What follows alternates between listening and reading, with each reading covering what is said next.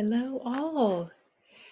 My name is Christina Rena, and I'm a forest therapy guide here in Central Virginia.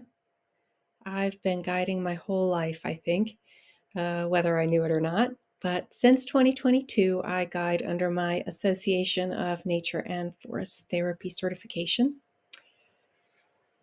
I love that you've decided to take some time to find out what this forest therapy thing is all about. I realize that your time is valuable. I know that there are a million things you could have chosen to do. And so I am honored that you chose to wander into forest therapy today. Since this is an introductory session, I will be spending much of our time defining and explaining, but I've also included a hearty taste of practical application that you can take with you. Okay. I find for those who are wondering what forest therapy is, it is best to start with what it is not. While I love hiking and exercise, yoga, meditation, and learning all the names for every plant, tree, animal, and place I come across, forest therapy isn't any of these things.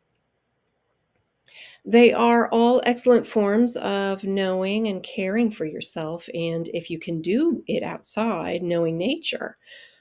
But forest therapy is a practice of fully experiencing the moments around you through intentional exposure to nature. Whether under the canopy of trees, along a seashore, in your backyard, or simply gazing out of your window, it's a time of slow, mostly silent, and mostly still exposure to our unsparing natural surroundings that can help us remember, come back to ourselves and our others, heal and grow our relationships with ourselves and with those around us, heal our relationships with time and balance, and deeply connect with the more than human world.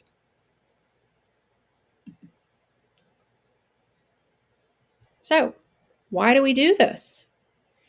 There's a ton of health and well-being benefits that come with practicing forest therapy, but I believe the most important reason is using our senses to strengthen the muscles of our minds and hearts for awe, for slowing down and paying careful attention to every moment that we can, to dilate the time that so easily slips through our fingers.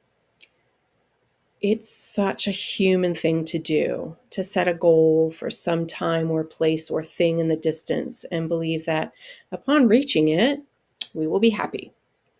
And the kicker, however, is that there's no secret ingredient or magic pill for happiness, except maybe the knowledge that there is no magic pill or secret ingredient for happiness. And if this is true, then it's probably pretty important to pay attention to as many of our moments as we can, right? In the frenzied high pace of our life, our attention can look like a tangled string of holiday lights, perhaps. And when we allow our minds to become so busy with and solely focused on our to-do lists and goals, wonderful as they may be, we risk missing out on our right now. We may even experience the desire to tune it all out with social media, streaming, or some other attention grabber. But if right now is all any of us really has, forest therapy can give us the skill we need to take some of those otherwise lost moments back by anchoring our attention in our senses and with the help of the natural world, training our attention muscles by giving our thinking minds a break. So, in the words of psychologist Fritz Perls, I'm going to introduce you to a practice that can help you lose your mind to come to your senses. Okay, introductions. How did this practice come about? Little history. Forest therapy was inspired by a Japanese practice called Shinrin Yoku, or forest bathing. The 1980s Japanese practice of connecting with the atmosphere of the forest to improve human health. It's a give and a take relationship with nature that carves out a pathway to holistic health for both the human and the more than human world. It's reciprocal. Think when we inhale the oxygen that the trees produce and exhale the carbon dioxide, which they then use to grow. Love that tidbit. Anyway, forest therapy came about as a way to counter the physical and mental burnout and strain that many in Japan were experiencing during and after the 1980s tech boom. In fact, in Japan, death by overwork is so common that they have a word for it, karoshi. It became such a profound problem, social problem, that the Japanese Ministry of Agriculture commissioned studies in nature therapy to develop a plan to combat the rise in karoshi and the effects of an overwork lifestyle. These studies revealed an astounding number of benefits, like the laundry list we saw on the last slide, from decreases in depression, anxiety, stress, blood pressure, and fatigue, to elevations in mood, cardiovascular function, and immune function. The specific reduction of the stress hormone cortisol suggests that forest therapy can even be an effective nervous system reset. And these effects have been documented as lasting at least a week to over a month and beyond. Exposure to the forest, to nature, seems to provide a side effect free, low cost way to improve overall physical and mental health. So much so that it has been prescribed by doctors in Japan since the 1980s. And the bathing part, this is so cool. The bathing part of forest bathing has a lot to do with the chemicals trees use to communicate with each other, called phytoncides.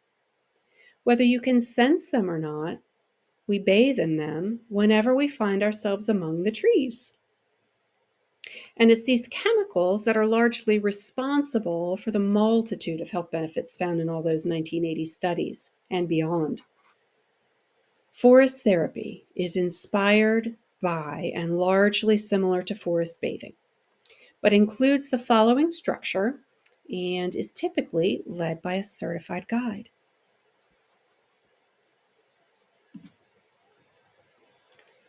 The sequence. The sequence of a forest therapy walk begins with an introduction, as we've mostly done here, along with some general housekeeping. Bathrooms, cell phones, allergies, accommodations, wildlife poison ivy, water, bug spray, you name it. I will also talk about the Leave No Trace guidelines in parks and on trails. And I like to layer that respect with what ANFT terms the wild tending ethic. Basically, I don't want you to feel as though you're in the china shop with the break it, you buy it sign bearing down on you. Instead, feeling free to touch everything with respect and mindfulness. Carefully place your feet and sense the human and more than human beings around you. Finally, before we begin, I always include paying respect to those who have gone before us, the ancestors of the land. For me, here in Central Virginia, the first peoples of this land were the Monacan Nation, now headquartered in Amherst County. Surviving almost 400 years since the first settlers landed at Jamestown, the Monacan Nation is one of the few American Indian nations that remain in their ancestral homeland. Today, the tribe numbers over 2,000 people as more descendants discover their heritage and return to Amherst to celebrate their Indian culture. I encourage you to find out more about the ancestors that cared for the lands you find yourself wandering. From there, along the usual sequence, as you can see, comes a time to move on to entering the walk with a threshold. Think walking through your front door at the end of a long day. In the forest, this can be as simple as a log purposefully stepped over, where we enter with the intention to focus on what surrounds us and leave behind everything else for a time. Setting an intention, no matter where you are, can be a powerful way to connect to the practice. Once inside our threshold, we drop into the forest with a portion of the walk called Pleasures of Presence. This is where we practice with our attention. We practice noticing what we're noticing. We practice with the slower pace. We practice with attuning our bodies and senses, all while we stay in one place. This usually lasts about 15 minutes. Coming back together to share, we move to paying even more attention to another exercise called What's in Motion? Finding movement of the forest as it breathes with us. The birds flying, the leaves floating, insects inching, branches swaying.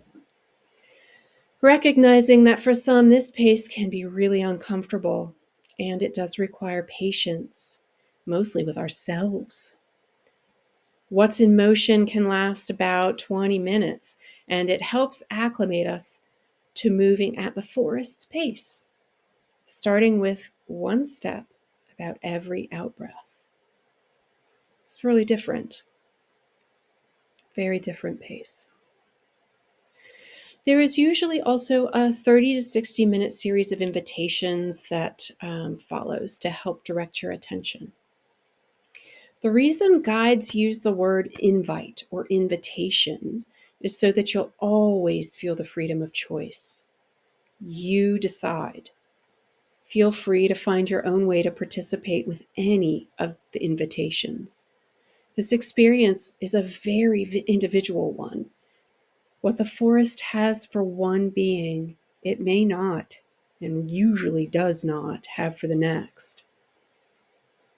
A forest therapy walk is usually rounded out by a time of solo exploration called sit spot, where we, however it feels right to you, take some time to reflect on all that you've noticed and perhaps what's been revealed to you during your experience.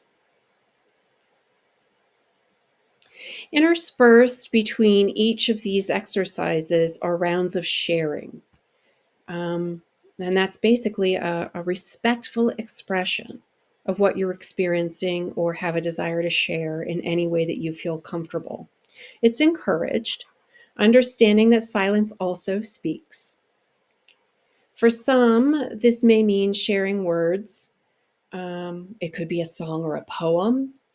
Sometimes it's a dance. Perhaps it's a nod or a wink or even just a bow. All forms of expression are welcome.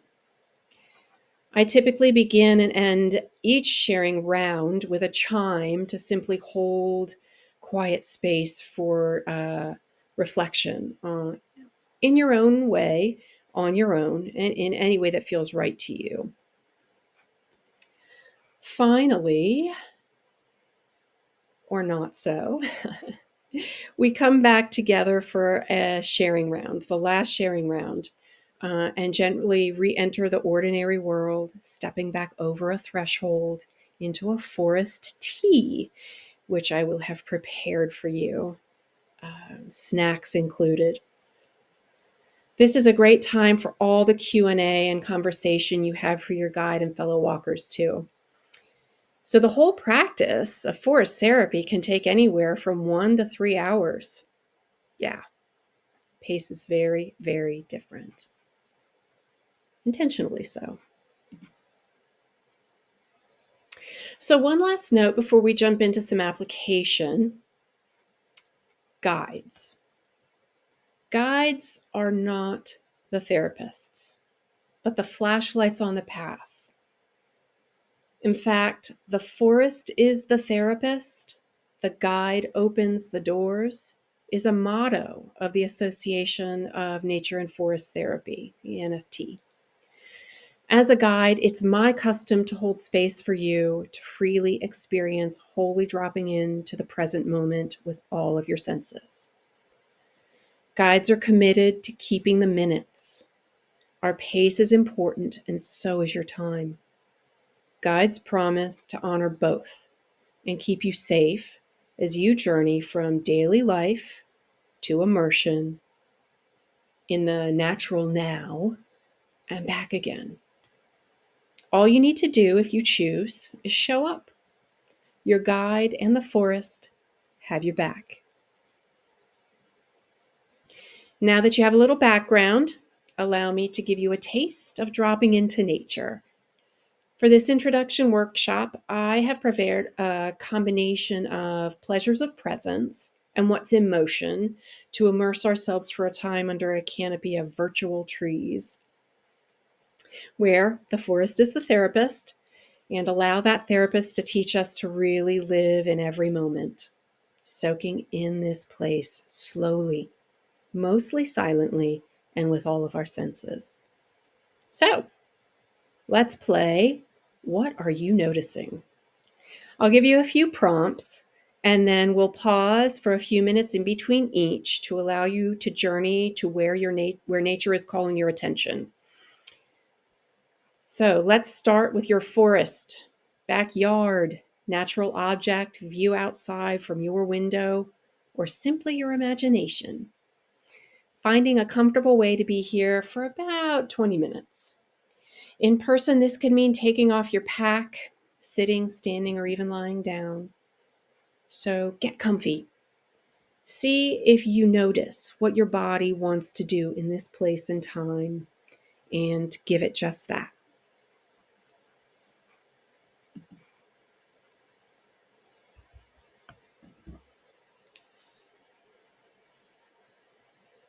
What are you noticing?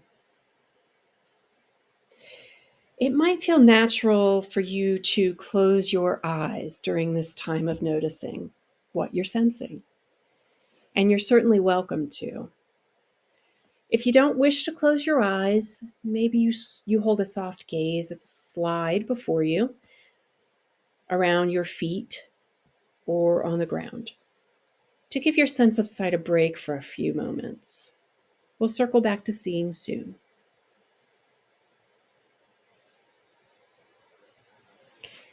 Again, I will use a chime for the in-between reflection moments for you. And I'm setting that up now. So if you're ready, let's start by just breathing. Allowing our breath to help us settle in comfortably. Perhaps you notice your belly filling as you take in the air in this place. Or maybe you notice your chest or shoulders rise as you take in and release out.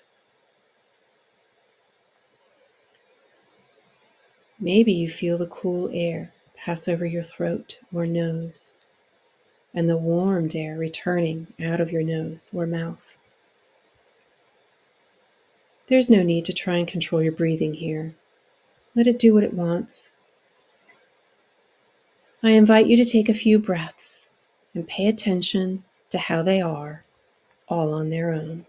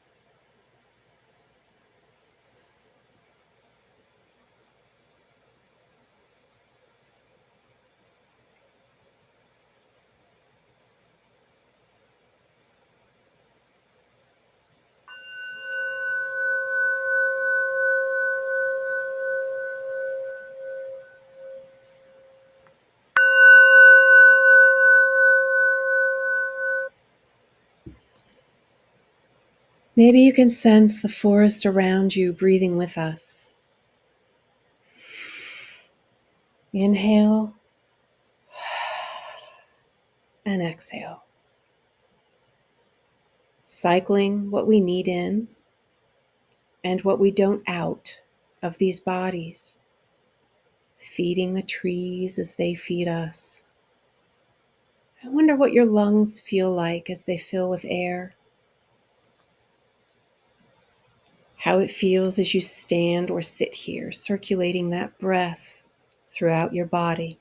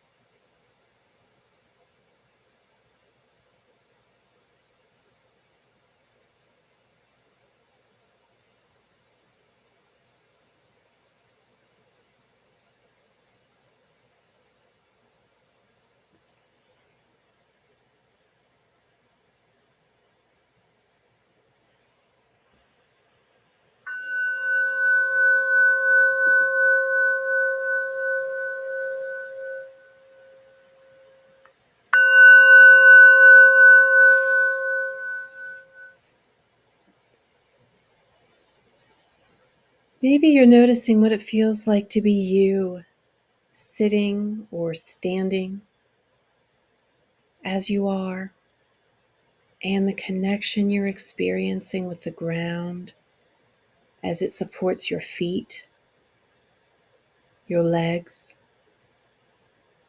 your back,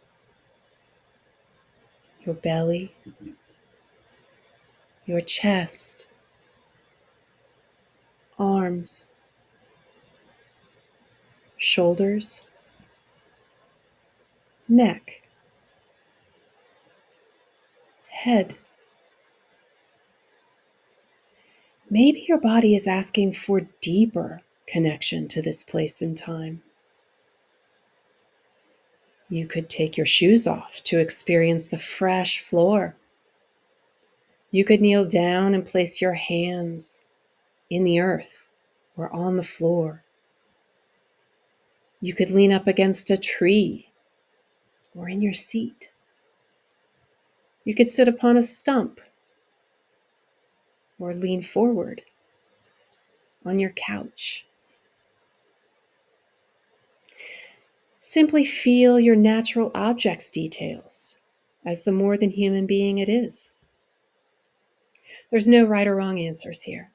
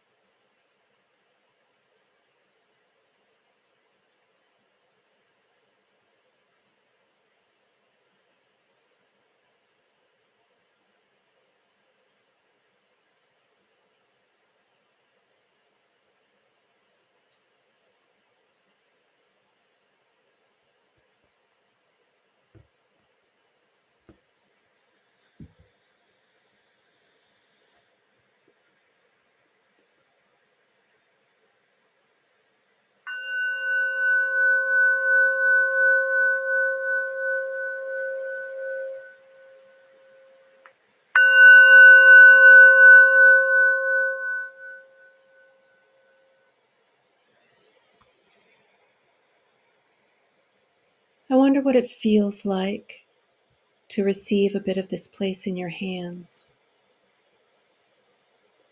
what it feels like to stand upon the floor,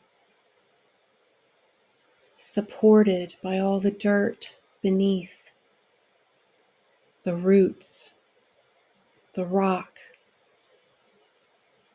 Maybe, as you wonder about how it feels to be you right now under these trees, you give in to your body's desire to move or be still. If you're comfortable with your eyes softly open or closed, maybe you turn around a few times and notice which direction your body seems most comfortable.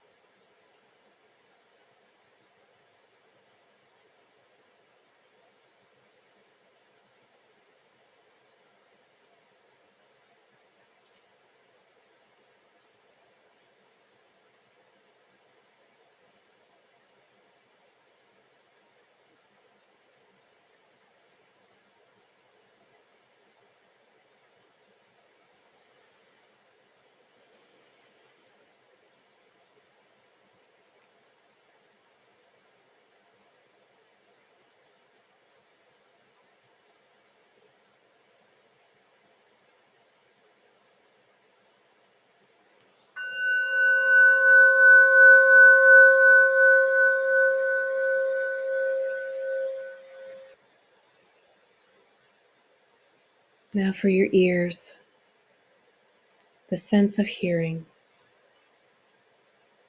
Maybe you try to single out just one sound from all the others. A bird's song,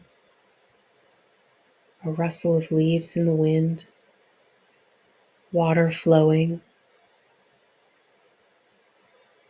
even a truck rolling past. Maybe you create your own soundtrack to your forest experience today. I wonder what that song would sound like.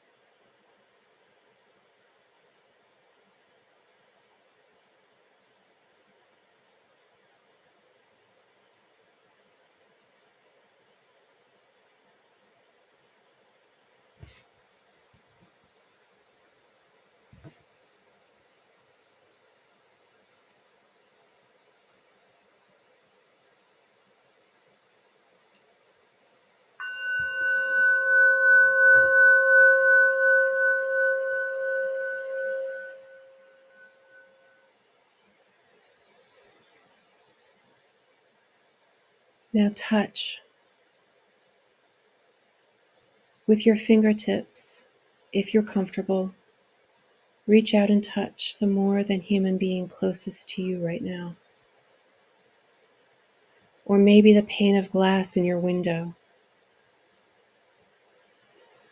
Maybe you feel for texture or temperature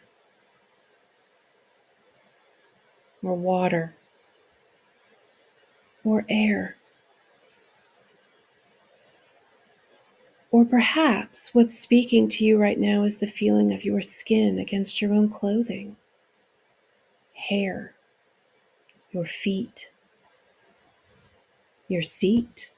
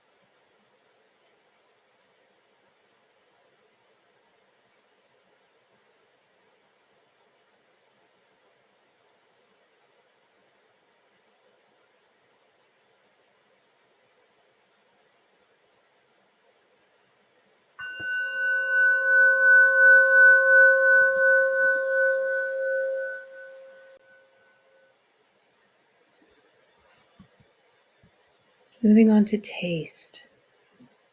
Yeah.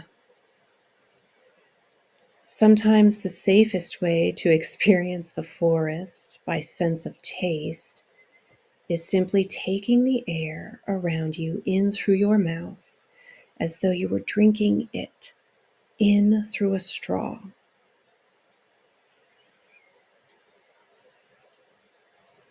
I wonder what flavor is here for you today.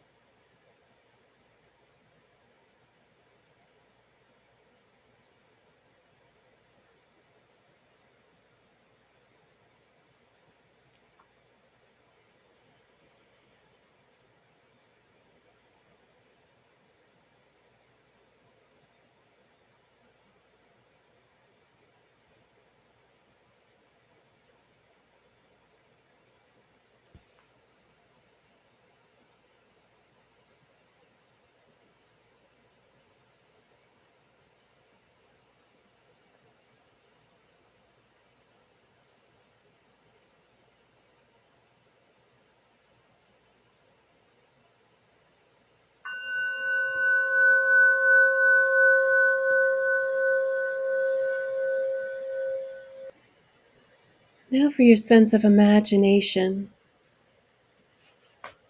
Perhaps as you remember the feeling of grasping a pine needle or a handful of them, you might imagine that slight resistance against your fingers, as if the tree itself is inviting you to slow down, hold its hand, and maybe stay a while.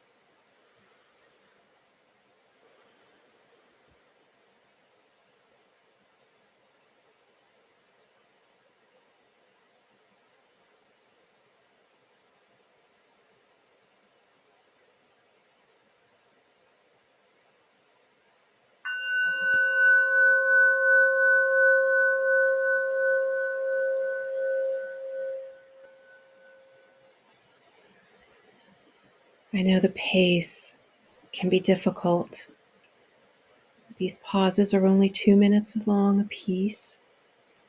I have two more for you, just two.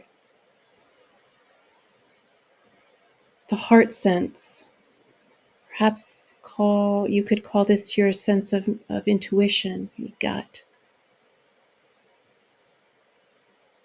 And for this sense, perhaps you choose a stone or a leaf or a tree or a house plant or your cat to speak to, silently or aloud. Maybe you give it a thought or concern of yours to carry. And as you do, maybe you also consider what you might offer it.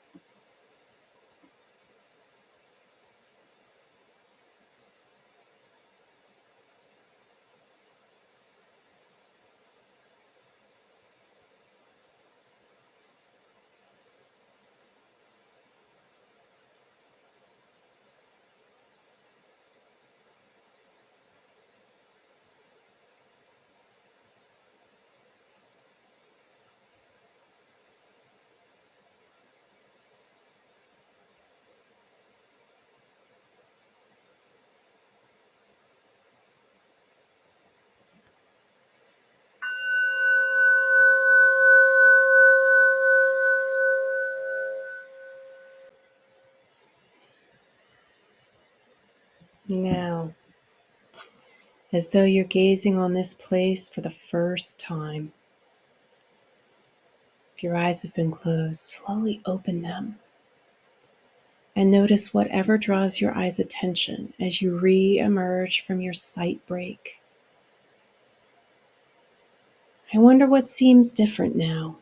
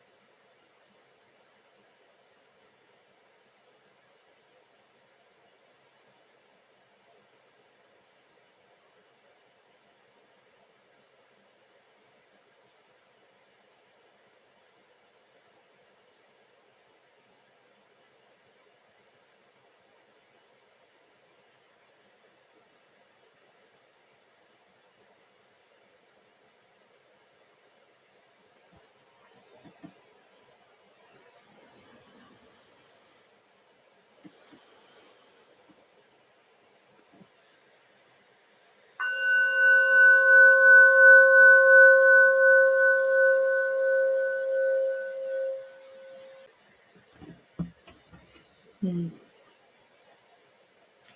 And all this noticing, perhaps your breath's been taken away.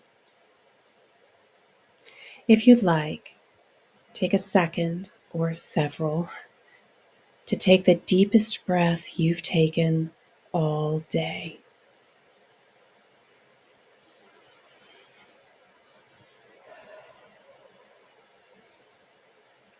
Notice how it feels to completely fill your lungs, how it feels to release that air freely and easily.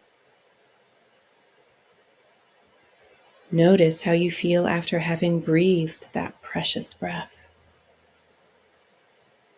I wonder what you're feeling right now. We're all so different. There's no limit to how each of us experiences an intentional breath. As we continue to breathe, I offer you some space in between, one last time, to reflect on anything that has been important or special to you during this journey into our virtual forest.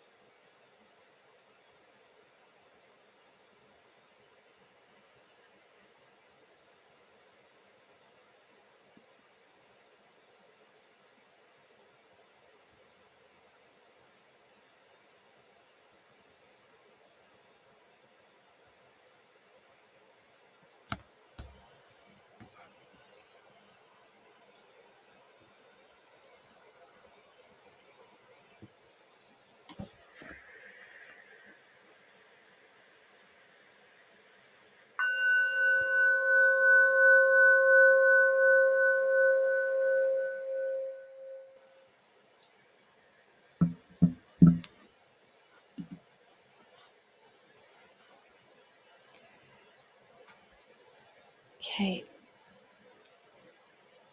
As we close, let's enter back in with this poem as our threshold.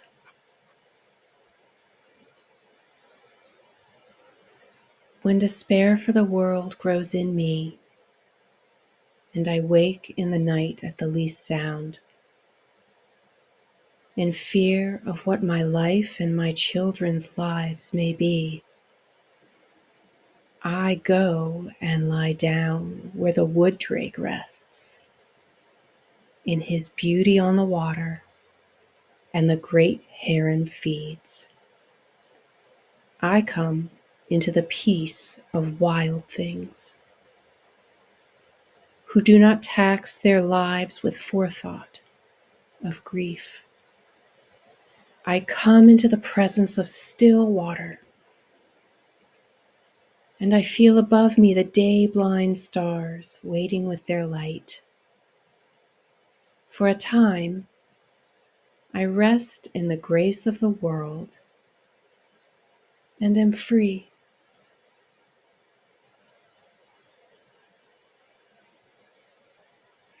The Peace of Wild Things by Scottish poet Wendell Berry.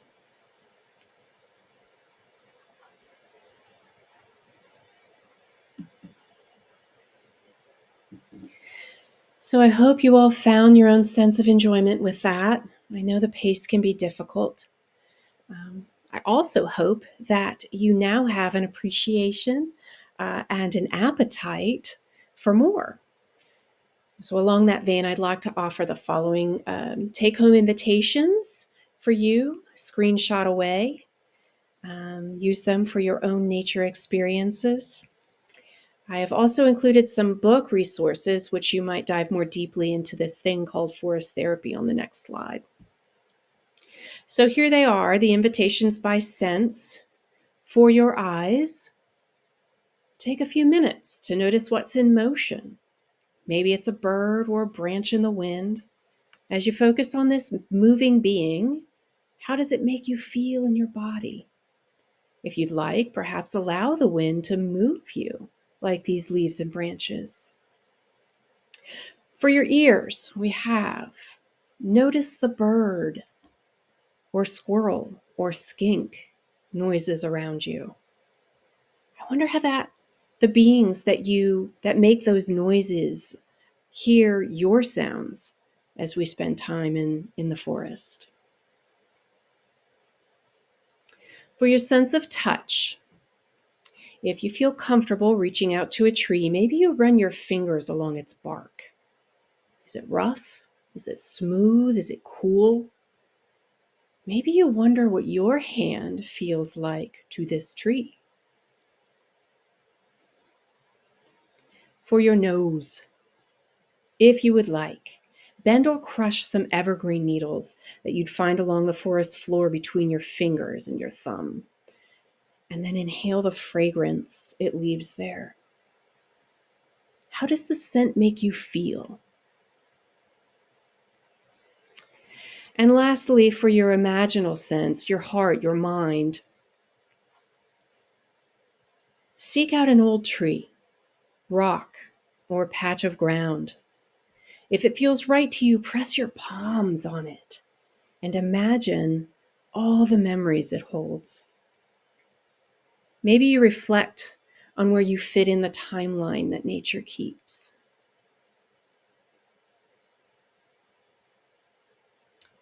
Again, screenshot away. I'll give you just a few more seconds. I hope you enjoy those and take those out with you as you wander on your own. Or just take some time out at your desk with your plants or out looking outside of your window.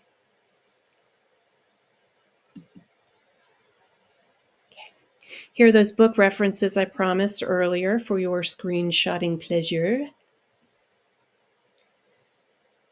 Dr. Ching Lee, Ben Page, Amos Clifford are all huge names in forest therapy. Richard Louve's book, The Last Child in the Woods, beautiful, about nature deficit disorder. The Nature Fix by Floris Williams, is an amazing book, especially if you love the science. Secret Therapy of Trees is brilliant and um, special. It really speaks to mental well-being there. So enjoy those. I hope that you will check them out. Again, I hope I've given you enough time to screenshot those.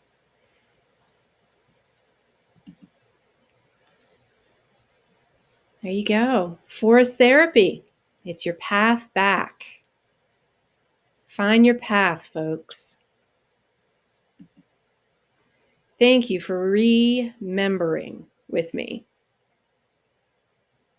Find out more about all things outside at ExploreMoreDFW.com. Thanks so much for wandering into forest therapy with me. Thank you.